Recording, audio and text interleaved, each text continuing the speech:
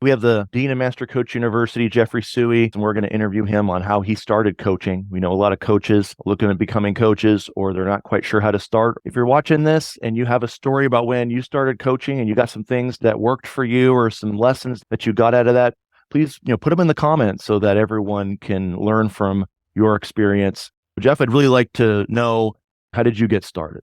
Sure. I actually was originally focused on like personal growth, personal development, because I was trying to improve my own life. And then I remember the day I actually kind of coached somebody for the first time. And I remember how powerful it felt to really be able to help somebody in a measurable way. And I just felt so connected to kind of the privilege to do it. And it just felt amazing. I remember there's a little voice in my ear that said, you're going to do this someday. Now, I didn't start coaching professionally or really start any real training around coaching for years after that. I did a whole bunch of other things in my life. But I also remember I had gone to a bunch of Tony Robbins seminars. And so we were like on his mailing list, let's put it that way. And then we got a piece of mail. I literally got something in snail mail. This was 1999 at the time. And so there was no real, there was a few emails going back and forth, but nobody was really using email at the time. And nothing was happening on the internet. This is really old school communication. Anyway, bottom line is we got a letter from Tony Robbins in the mail that said, we're looking for coaches. And if you'd like to coach with us for a living, then call us and we'll interview you and maybe it's a fit. Right? They were literally recruiting from their customers for coaches. Right. And so I had already talked to my family about this, and I already known that, hey, I'd really like to do this someday. I figured, in 20 years when I'm really successful, and I'll help other people be successful. And yet here was the opportunity. I was 25 at the time, and I said, okay, let's at least have a conversation. It's probably nothing. It's probably not going to lead to anything, but let's try. Right. A couple months later, I was flying out to San Diego for a 30-day training with Tony Robbins where they interview you and train you. It was magical to learn all the techniques and the approaches and the ideas directly from Tony and his master coaches, if you will.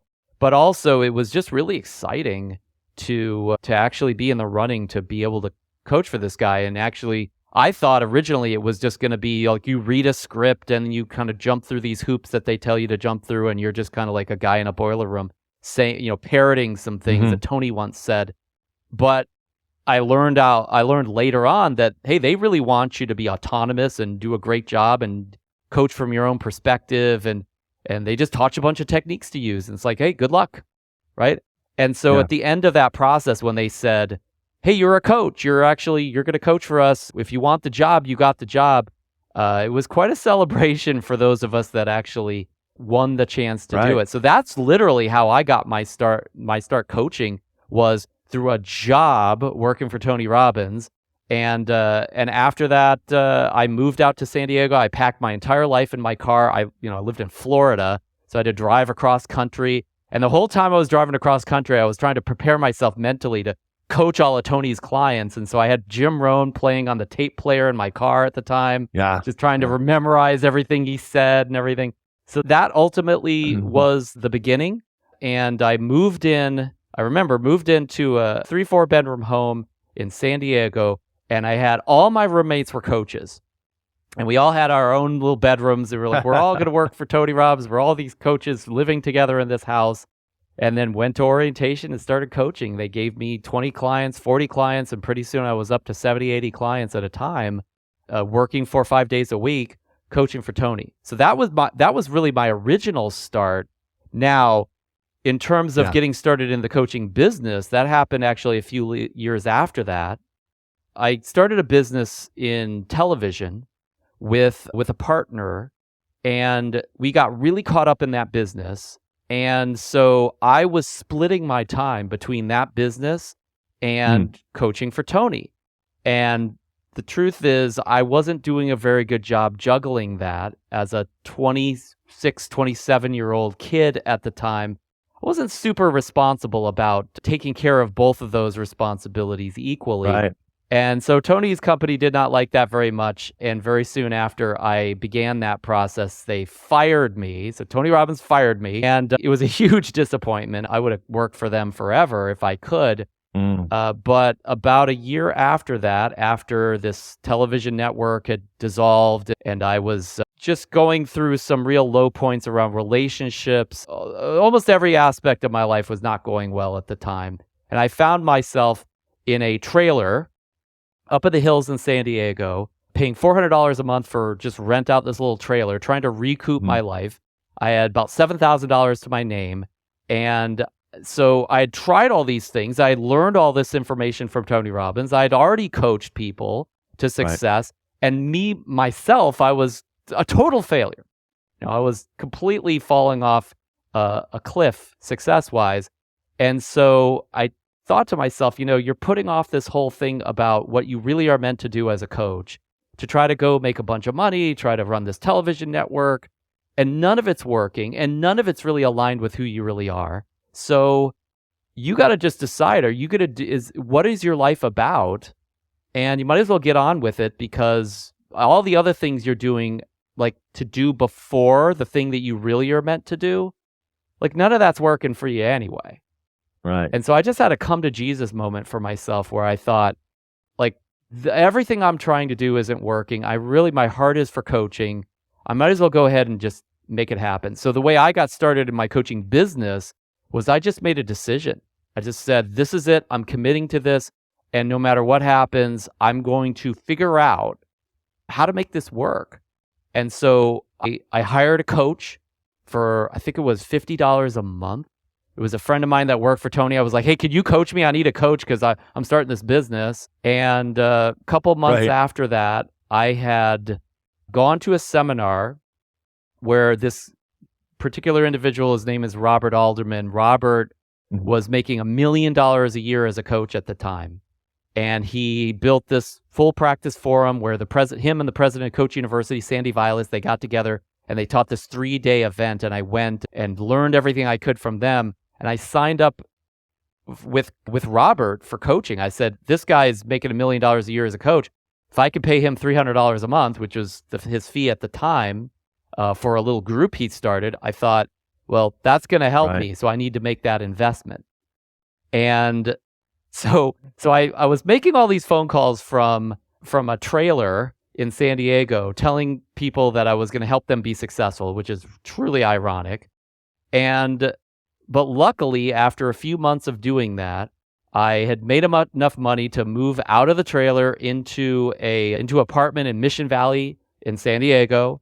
And a few months after that, through networking with some past clients I'd worked with Tony, which was a great help, that I still had some connections from my already existing client relationships that I could kind of re-leverage and try to freshen those up. And they actually hired me to coach them. Some of them did.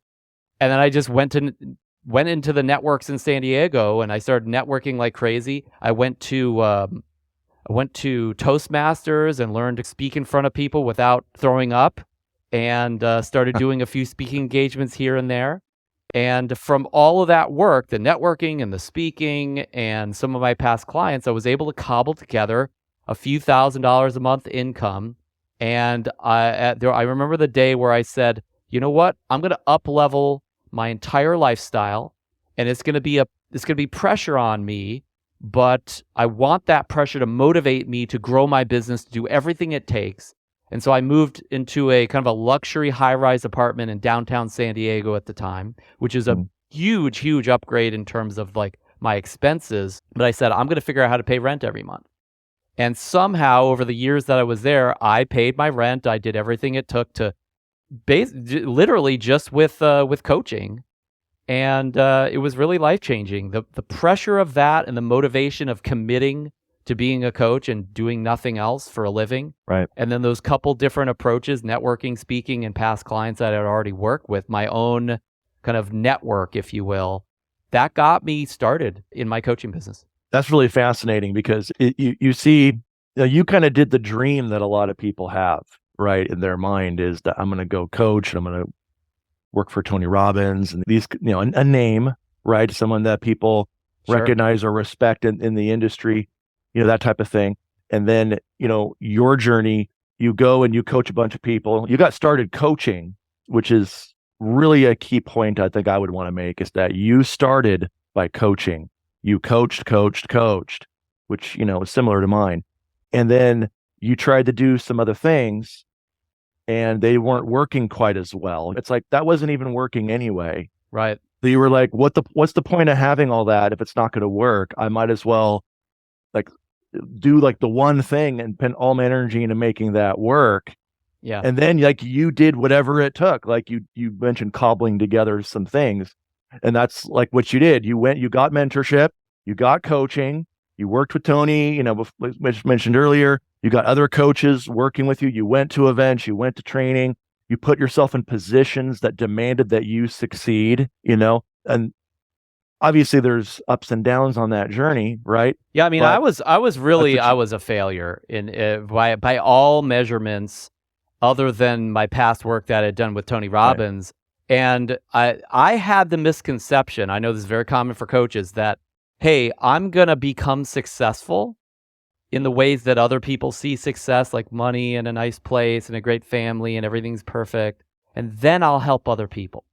And I thought, well, someday when I'm middle-aged, that's going to happen because I'll have made it. And working for Tony gave me a shortcut, but I still had that limiting belief that, well, I have to be successful if I'm going to coach other people. And then I'm thinking, well, maybe I should do this coaching business, but I still had that excuse. Well, I'm not successful yet. How can I possibly do that? Why would I do that?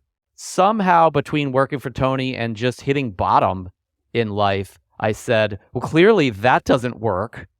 So I might as well just go ahead and do the thing that I've been waiting to do anyway.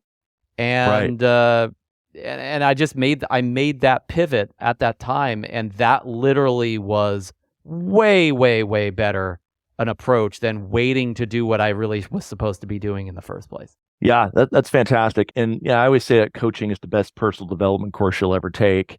And was the case for you in a lot of ways. And I think it's a great point for everybody that's watching this. If you're a coach and you're watching this and you're like, well, hey, I feel like I'm a little bit of an imposter because I maybe don't have quite the outward success that maybe others might recognize as success. And it's but that's the thing. Everyone fails until they succeed. So you eventually succeeded because you kept failing and making adjustments. And you also got help. You learned from other people. You got situations that you put yourself in situations that demanded that you succeed. You moved across the country. You did things other people would have said was probably crazy. Right, paying money out for a coach when you're not, you can't even pay your, hardly pay your rent or whatever. Right. People would be like, "That's nuts and that's crazy," but that's the journey. Now, I would love to see, because you mentioned doing networking, you mentioned events, you mentioned going and attending ones. What things worked for you that you really feel are key that are overlooked by a lot of people? Well, the first one, which I think I've shared a little bit around already, but let me say it in a more clear fashion, is that I just decided. And what forced me to make that decision was the pain that I was going through, and connecting the dots that the pain I was going through was because of my either lack of deciding what I needed to decide or other decisions that I made that took me away from what I was really supposed to be doing. And so now anybody in that situation could have made up any other meaning, could have decided something different. They may have not connected those dots the same way I did, right? So my evaluation was connecting the dots between, hey, I'm feeling all this pain in my life. It's not going well. I took that to mean I need to decide to be a coach because that's what I'm meant to do. And I already knew I was meant to do it, but I wasn't doing it. And so my belief was, hey, if you're not doing what you were meant to do, there's a good possibility you're going to go through a lot of pain. Even if you succeed, you probably go through some pain. And I wasn't even succeeding. So I thought, well, clearly this is the wrong road. I need to make a change. And I just made that change. So I had enough pain to push me to do it. And then I made a decision based on that pain to never look back, or to at least do everything it took at the time. That was the first thing that really, really made the difference. That so few people do. And it really helped me. That's part of how I started, is I just decided. Right. And what I love about what you said there, Jeff, is that you didn't put conditions on it.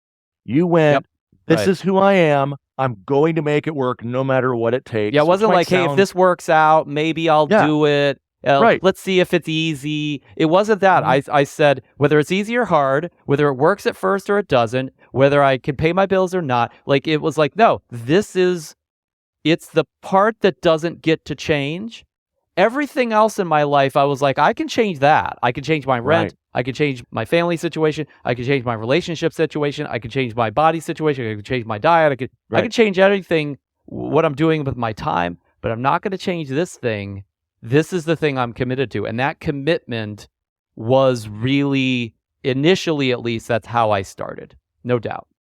Right. You planted your flag. Yeah. I mean, that's the thing. You planted your flag and you didn't add a bunch of rules to it. You didn't give yourself 6 months and let's see how it goes. All these things that compromise our power is to go and, make promises to people in our life or whatever it is. And then what ends up happening there is like, we really end up having other people lead us. We plant doubts in our mind. And then every failure, every breakdown, which everyone has breakdowns every day, and even stuff you hate doing at your day job or whatever, there's going to be breakdowns, right? It's not like everything goes smoothly, perfectly every single time. And then they let that feed the doubt. They let each of those things, oh, maybe I shouldn't be doing this. Maybe I don't have what it takes, whatever. Right. And what you did that I really think is a huge lesson for all of us is that is what I'm going to do. This is what I'm meant to do. You've said that several times. And I know a lot of coaches feel that way. They feel like, that's what they say to me. Kris, this is what I'm meant to do. This is my calling. Then that's your answer. Your answer is this is your calling. Then you do whatever it takes to make it work, right? You're totally committed, like, being a parent or a child or, having, a relationship, whatever you're committed to. We all things we're committed to. And I love the way you described that, Jeff. And I really think that's a lesson for everybody is your mindset was, I'm going to be a coach. I'm just going to go figure it out. And that is something any of us can do. What I love about that is it doesn't take any talent, doesn't take any particular extraordinary intelligence. I mean, obviously you have to have some intelligence, but nothing extraordinary to do that. It's just a decision. Yeah, it's just a decision. Everybody makes decisions, and we're all free to decide within ourselves, no matter what our circumstances are. And so I just used that power. And Tony had always talked about that. So it was like I went to the right mentor because constantly he's talking about action, decisions. It's all about decisions. And the moment of decisions, your destiny is manifested. Your destiny is shaped, as he would say. So that was number one. The second one was, or the second way I really got started on a business level was I created what I call in retrospect, a hit list. I don't know exactly what technology I was using at the time, if I had a spreadsheet or a database or something, but I basically just wrote down who are all the people that I want to try to coach. And I remember still when I went through, I just dredged up my Rolodex and my past clients and just anybody's information that I had. And I made a list, and that list was 50 people. I remember I had 50 people, names, numbers, maybe some of them I had an email address or two at the time because email was not that big a thing. I made that list. And I said, okay, my commitment is I'm going to put that list in an order of how comfortable it is to talk to them. I'm going to call the easiest people first. And I'm just going to start calling them.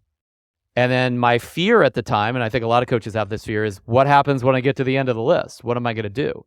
But because I had decided and I was like, I'm committed to this, my kind of my recovery from that at the time was, I'll figure that out when I get there. I'm not there yet. I'm not gonna continue. I'm not gonna stop myself from calling my hit list because I'm concerned about something in the future. I got to cross that bridge when I come to it. So I just started talking to that hit list, and I literally got my first couple clients back through just calling that hit list and doing some free sessions and then signing them up I was literally getting paid to coach in that trailer just from putting together that hit list. So that was really the second thing.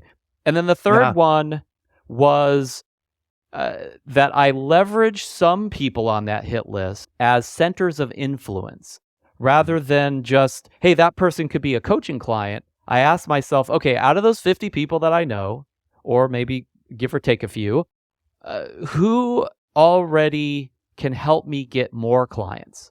who might be able to generate some leads for me? Who might be a good partner for me that can maybe get me in front of a group of people and I could speak in front of a group that they have the power to get together? Who could be someone who already has my client and I just don't know it yet? And from there, that's where I networked with Eric Lawfoam, and Eric started generating coaching leads for me at the time. I mean, this is like 2002, I think, 2003. Right. And I talked to my mother, who at the time was running $1 billion real estate sales enterprise. And so she put me in front of some of her managers. I just used every connection that I had to try to generate more clients above and beyond just coaching those people in the first place. And that probably made the biggest difference out of everything other than just deciding. That made probably the biggest difference in terms of generating the real substantial income that I was able to generate fairly quickly within my coaching business, and truly not just get started, but get started and pay my bills as well. Right. What I really hope that, that if you're watching this, you're getting this, is that you were in the moment, but you had a future focus, but you were still in what can I do in the moment? And you did everything that you could in the moment. It's not that you didn't have any fear of what was going to happen when those 50 numbers were gone, or what's going to happen if I'm going to these businesses and these partnerships, and what if, they're not happy with what I do, or their clients are unhappy, or whatever, that of self-doubt that a person, common, for us to at least have that in our mind. You focused on what you could do, how you could help, how you could serve, how you can connect and make a difference for whoever was in front of you. And those 50 names and those networks, right? Those people were in front of you that time, and you did all that you could. And then you would let go of control of the situation. I have to I have to look a certain way. I have to get a certain amount out of this. It's like, no, go contribute, go do all you can to connect with these new people and contribute, make some kind of difference. Some will click with it. Some will not click with it. That's fine, right? You don't get every client. You don't get every session, but you didn't need to. You just needed to get some, and you did get some. And then that some continued to grow, because not everyone is going to become your client, but someone will become your client. And there's lots of someones, and you reached out to who you had access to reaching out. So that's the big thing that I really pick up from what you said there, is doing all that you can, and you did what your business required. And that is a huge distinction, I think, for all of you, is focusing on activities that generate income, generate clients, so you can make a difference and get those testimonials and change people's lives, because you can't change lives if you don't get a client. Yeah. Right? You don't get a client, no one knows you exist. And in the beginning, no one knows we exist generally. So you reached out to the people that did know you, you made connections, you followed through adding value to those people, and you had some structure, right? There's sessions that come out of that. There's speaking opportunities that come out of that. And then that leads to leads and sessions and clients, and changing lives, helping people make a difference. Anything else, Jeff, that you really feel is a takeaway for a new coach? No, those are really the big ones. And I want to turn the tables on you now, Kris, and ask you the same question. Oh. How did you do it? What happened when you got started? What's your story for how you got started coaching in the coaching business? I always say that I was the 6-year-old that the 8-year-olds used to come to for advice. I was just a thinker growing up. Always was a reader, those kinds of people. But I didn't, we didn't have anything, we didn't know anything about coaching in the 80s when I was growing up. It wasn't really a thing that people knew about anyway. So I didn't get into it in the sense of, I'm going to go be a coach. I kind of fell into it. So what I did, you mentioned Eric Lawfoam, who's how you and I met, was I was working with Eric Lawfoam. So Eric Lawfoam, sales trainer, and I became a client of his, then went to work for him because I became a really good student. I had a mentor. He was my mentor. We became a very good student of learning influence in sales in a non-salesy, pushy, icky way, but in a more of a coaching style, honestly, where you're contributing and you're asking questions and supporting people more so than anything else. And where I started, I did like you, I started coaching people, but I didn't know that's what it was, really. What I did was I was going out and doing, I was having conversations with his clients and giving them insights and finding out what was stopping them and all that. I was just asking questions and being helpful. I didn't really know what coaching really was. In fact, I remember even coming out and doing a sales training for your coaches at the time at one point and helping them with some assistance and different things on the sales end of things. But where I really got into coaching, to kind of tie this together, is I got into it through speaking. I went and I started scheduling sales trainings where I would go into an organization or business and I would call these people up, offer them a training, and I would go on out. A certain percentage of them would say yes. I'd go out there and I would do 30 minutes or so handling some aspect of sales, generating leads or getting referrals or whatever the subject was. And then I would offer time with me. I would offer a session with me, or sometimes I would offer later on when I got into it a little bit, I would offer a paid program.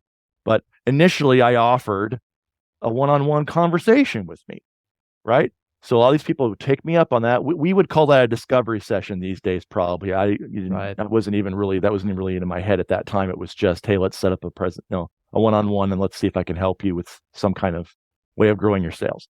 So what ended up happening out of that is a lot of them wanted to work with me, and we put together a very, Eric and I talked about, we put together a very basic coaching program where, literally, like it was, person wanted to work with me, wanted me to help them. I had some ideas for them on how to, get more sales in their business, connect with them and what's stopping them and all that. And it was just 2 sessions a month or 4 sessions a month. And I just first it was just month to month. So I would just do that. And I just got these people on my calendar and I was just going through their sales processes with them. And did they, what went well, what didn't go well? And some of it was training and some of it was asking questions to kind of get an idea what was stopping them through the personal development training that I had obviously been through and being trained. So I got a mentor. That mentor gave me a drive to go out and set speaking opportunities. And I went out and did it through speaking. And I did hundreds of speeches in those few years that I was there doing that. And I got a lot of clients just through that system. Later on, when I had a program that I offered, because at first I was just doing free speeches and offering a free time with me. When I got a little more skilled, I was actually selling a program in those speaking opportunities. But what I did was I added a coaching session as a bonus. So a lot of people would come in and they would hear me speak and I'd connect with them, whatever it might be, and they wanted to talk with me. So they would do the program and wanted to talk with me, or they wanted to talk with me. And so they do the program partly because they wanted to talk with me too, because it was one of the bonuses. So I would have a lot of people that might go through the program, a few weeks, whatever, few months, whatever it was. And I would do a session with them, usually, maybe 30 days out, whatever kind of a thing. But a lot of them would enroll with me. So I built an entire coaching practice that way within Eric Lofholm's organization. And, he was kind of like, hey, this is great. Built a coaching bit. We didn't sit there and think this is a coaching business and you're going to become a coach. That wasn't what the thinking was. The thinking was just one-on-one help with your sales, personal performance, all that kind of training, all that kind of stuff. Whatever a person might need personal attention ahead of just watching some videos, that are in a program, which are great, but sometimes we need a little extra. We need a little clarification. We need a little, as you mentioned, a little bump. So that's really how I started, is I started coaching before I knew coaching was coaching. It wasn't a label. And then what kind of happened about why, I'm here is I realized that coaching training, learning how to coach, because I was so informal at the time, and I was helping a lot of people, but I realized that I could maybe help people faster and, so that's when I really started getting kind of serious about, I should probably learn coaching skills and coaching techniques. And so that's when you and I kind of partnered up on these kinds of things as well to help coaches with that. That's really how I got going through speaking, offering a personal time with me with someone who I would connect with as a speech, which is, you might call it an authority play, because I was in front of an audience and I was someone who was, people think you have the magic pixie dust when you're speaking. I think you also can speak to that. Right. So me going out and speaking, people were like, oh, okay, this guy must know something, which, obviously I knew some things. I went with what I knew. I spoke on what I knew in front of people that would listen. And I strategically, even though I didn't know it was called coaching, then I strategically offered some one-on-one time with me and then helped them one-on-one and got clients that way. And then later I formalized my skills a little bit more so that I could be even more effective when it comes to actually coaching people. So that was really the primary way I got started. It wasn't so much of a philosophical, I want to go impact people and make a difference. That kind of came later. At first, for me, it was just being helpful. And it was just, I liked people, I liked connecting with them and helping them get a better result, which is the core for me. and then all more of the vision and making a difference and impacting lives and helping people find things they don't even know are stopping. And that all kind of came a little bit later. But that's really how I started. I would take those leads. My living situation was similar to yours. It was less than ideal. I lived under an airport. So I lived I was on the edge of an airport. I wasn't literally under it, but I was at the edge of an airport and I had no air conditioning. And so I would have to do my sessions with a towel, mopping myself down.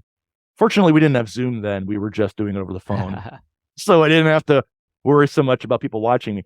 But I was doing sessions and airplanes are flying overhead constantly while I'm trying to do sessions, and I'm sweating bullets, enrolling people in coaching. And then a little later, I got a garage that I was able to do something which was a little cooler and didn't have the airplanes flying overhead. But that's where I started, literally in my bedroom.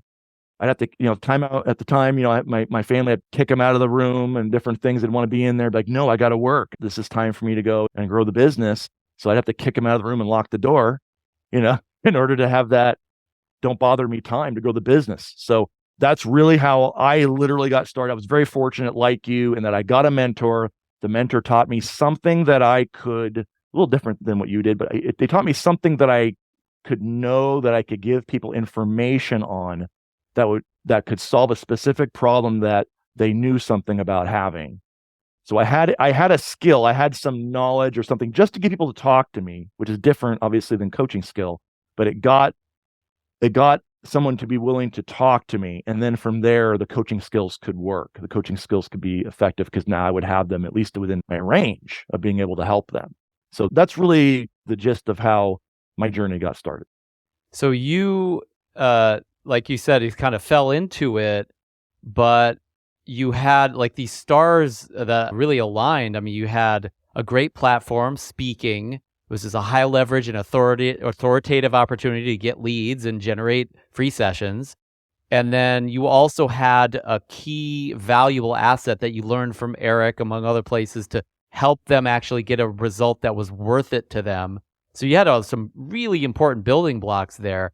I think the biggest takeaway besides that, though, is that I think this is one of the things that we have in common. And really, I think it's an important thing to get as a new coach or somebody thinking about becoming a new coach, that waiting for the ideal moment, waiting for the ideal circumstance, waiting for when it makes sense logically, you could be waiting forever, number one. And number two, this is living proof that we've been working full-time as coaches, paying all our bills, etc., for over a decade, each of us. We've got decades of professional coaching, all that started when it didn't make sense, when it didn't sound like a good idea, and when it's like, how could you possibly do that with no air conditioning and airplanes going overhead and all these reasons why not? And it's like, that didn't stop you. You just did it. You had some great assets that you would have brought to the table, but the bottom line is, it didn't happen because it was easy, and it didn't happen because all the boxes were checked. It just happened because you went for it and you actually took action on it. So I love that. Is there anything that you could add as far as how you made that happen, aside from the things that you've already shared? I do think one of the things that helped was I was in a situation where, like you, where a lot of things weren't working for me. So I was searching for something that I could make work. So I really trusted the people that I learned from.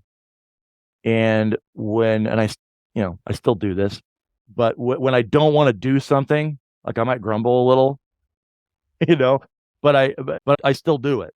I still go and I still do it. And here's one thing I think that really epitomizes this quite a bit is recognizing that when people in your life are upset and things are not working and they're not happy with things, that is only going to get fixed by you going and getting your life together, whatever aspect that is. There's no way to stop what you know is the right thing to do, to go and cater to try to do what everyone else you seem to think wants you to do. That doesn't fix it. What's going to fix it is going, and if that's your calling, right, you go and you do it and you succeed. Because at the end of the day, that's all that the people in your life generally want. They want everything to be okay. They want you to be okay. They want to know that they're going to be okay, whether that's financially, emotionally, otherwise. So whatever vehicle you're going to use to do that, understand that, especially if you haven't had a lot of success, if someone, if you're on here and you've had a ton of success, maybe this isn't going to apply to you because everything you touch turns to gold. That's great.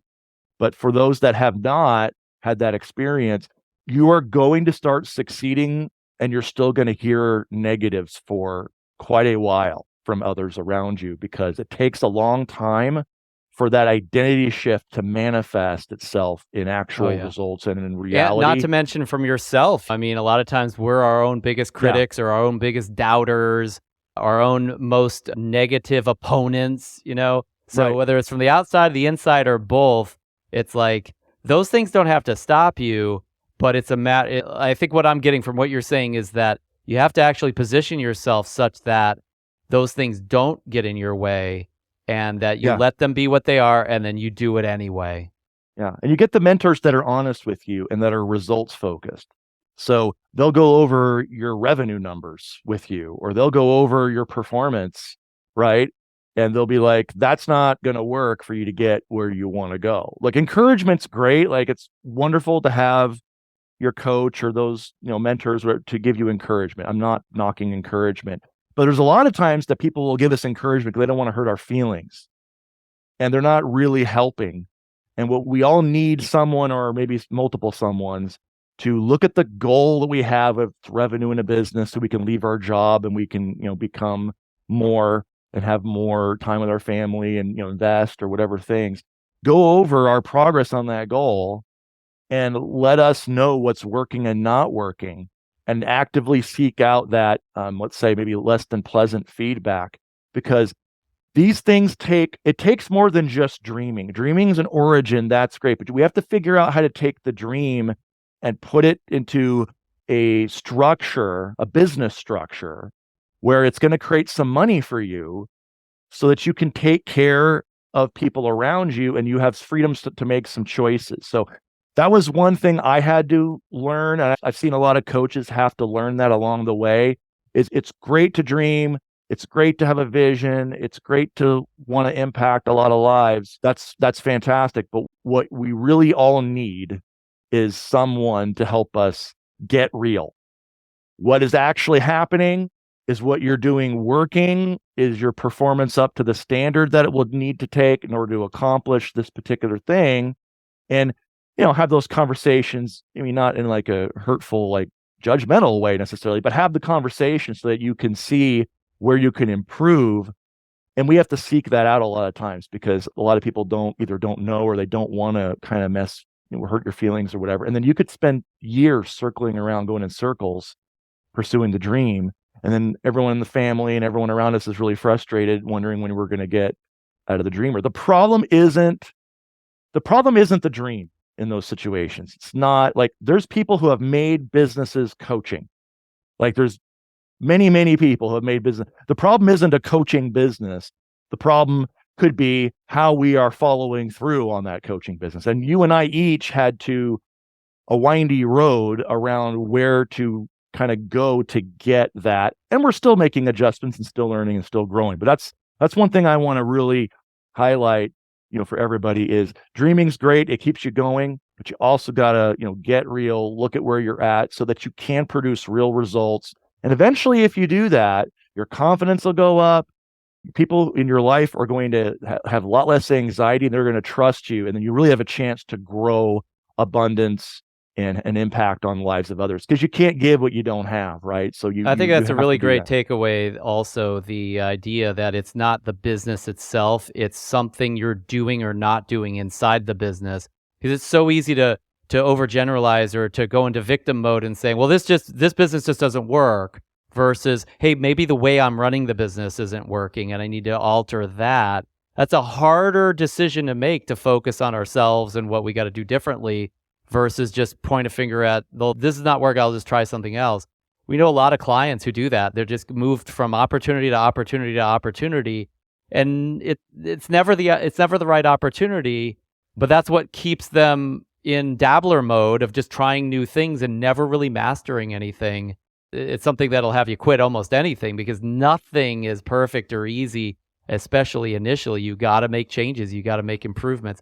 I think that's one of the reasons why, like, when we developed Quick Start, which is a boot camp and a program that we have to help coaches get started. It's a 30-day process, very short, very simple, that we try to make it a really fun atmosphere and something where people can enjoy it and we're not beating them over the head, and a really safe and fun environment.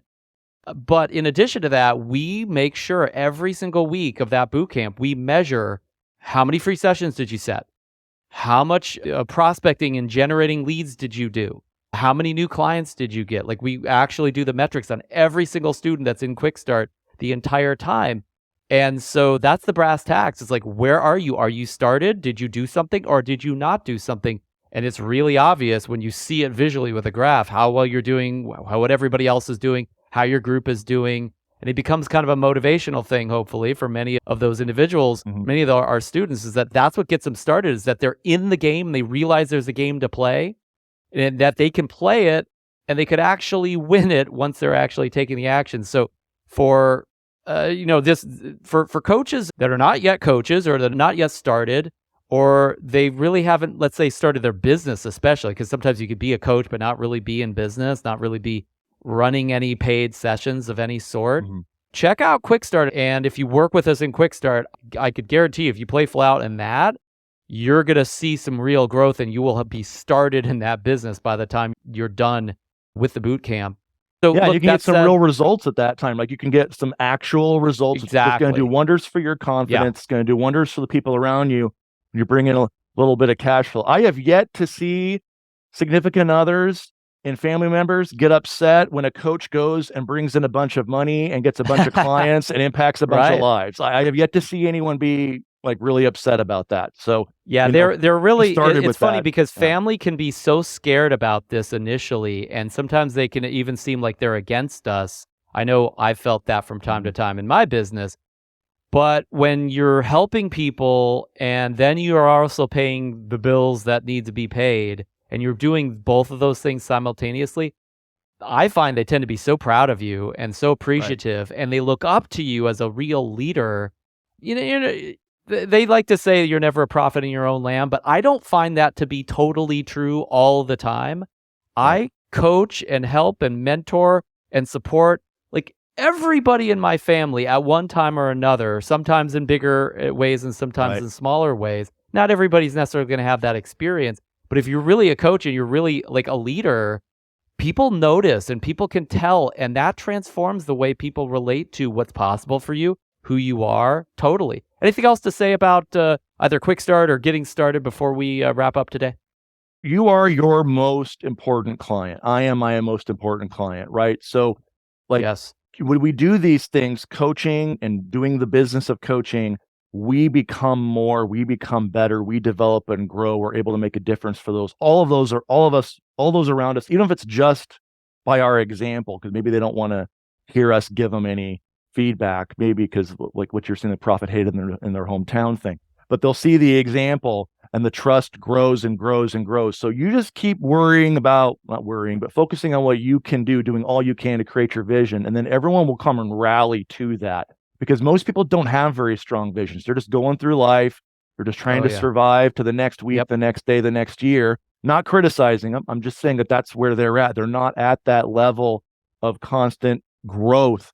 And then what'll happen when you are, eventually, they'll start moving, toward that and wanting to know how you did it. And at the very least, wanting to be in your orbit and giving you respect, whether they say it or not, because of how you're operating. So Jeff, how could any coaches that are looking to kind of take that next step, get their coaching business either started with, getting some clients kind of getting going, or getting some focus on some of the business pieces and some of the basic kind of coaching technique pieces, where can they go to maybe find out a little bit more about something like Quick Start? So two things. The first one is you can always go to mastercoachuniversity.com. That is our central hub website, and all our programs and resources, all sorts of free resources that you could watch for free and get some great video trainings and some blueprints for getting started and different coaching disciplines and techniques and approaches to this business and to coaching and changing lives. That's all on mastercoachuniversity.com. If you go there, one of the things that you'll find is there is the section that talks about getting started, And if you click those links, you'll find Quick Start, and you'll find a lot of information on getting started as a coach and Quick Start Bootcamp if you want to be a part of that. Absolutely. And I'd be happy to talk to anybody that, you have a question, you want to know something about it. I'd be happy to talk to any of you. Reach out. There's a contact us forum on mcu.com, mastercoachuniversity.com, and that'll get me or Kris. And we'd love to talk to you about getting started coaching, getting started in the coaching business as well. Yeah, that's what we're here for. We're here to help you get started. So anyway, Definitely. Thanks, Jeff, for sharing your story. I appreciate. I don't know if we've ever. I don't know if you've ever shared it in front of everybody like this. So I really appreciate you doing that, and hopefully this inspires all of you. If you're watching this, and hopefully it inspires you to know, like, you don't have to get it all right. You just have to get it going. You just have to keep moving in the right direction, and the time's going to go by anyway. Jeff's story is over 20 years old. Mine is over 15. So like, you just keep going. You just keep going. Make as much difference as you can. So I honor you, appreciate you. Thank you for watching this, and we look forward to talking with you next time.